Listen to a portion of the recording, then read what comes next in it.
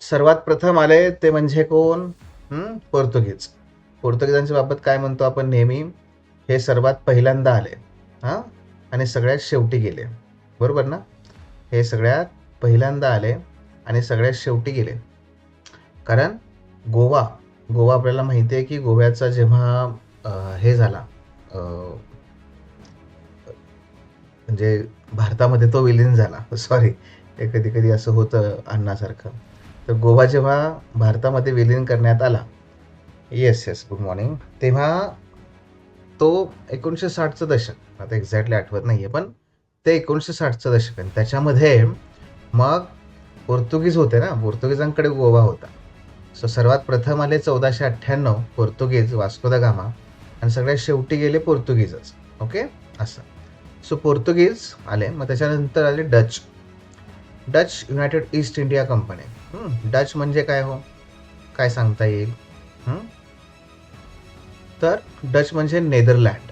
लक्षात ठेवा, डच म्हणजे नेदरलँड. जर तुम्ही युरोपचा नकाशा बघितला तर तुम्हाला त्यात दिसेल बघा. सो उद्यापासून आणखी एक काम करायचं. आपण जेव्हा सकाळी अभ्यासाला याल माझ्यासोबत इथे, किंवा दिवसभरात जेव्हा तुम्ही कधी हे लेक्चर पाहाल तेव्हा, तर सोबत एक ॲटलास ठेवायचा. ठीक आहे, ॲटलासचं महत्त्व फार मोठं आहे. ॲटलास सोबत ठेवायचा. सो आता बघा बरं पटकन, की युरोपमध्ये तो नेदरलँड हे नावाचं राष्ट्र कुठे आहे? नेदरलँडलाच आपण डच म्हणतो, आपण म्हणजे मराठीमध्ये डच म्हणतात. त्यानंतर पुढे येतात ब्रिटिश.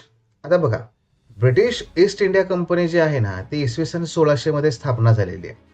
म्हणजे डच ईस्ट इंडिया कंपनीच्या अगोदर ईस्ट इंडिया कंपनी जी ब्रिटनमधली आहे ती स्थापना झालेली आहे. पण स्थापना जरी अगोदर झाली असली, भारतात मात्र ते नंतर येतात. भारतात पहिल्यांदा येतात ते 1602ला डच, ब्रिटिश नंतर येतात 1608 मध्ये. ओके, आणि नंतर मग येतात 1664ला फ्रेंच. याच्यामध्येच आणखी एक जण आलेले आहेत, ते म्हणजे डॅनिश. डॅनिश म्हणजे कोण? तर डेन्मार्क. पण ठीक आहे, किमान हे 4 आपल्याला महत्वाचे आहेत, हे माहिती असावेत. Yes yes yes Pragya. तर मग ह्या सगळ्यांबाबत लक्षात कसं ठेवायचं? साधं सिंपल आहे, पीडीएफ असं लक्षात ठेवायचं. फक्त पीडीएफ मध्ये काय आहे, डी आणि एफ मध्ये ई टाकायचं आहे, हे विसरायचं नाही. पण एक सिंपल तरी काय बघा, पीडीएफ लक्षात ठेवता येतं.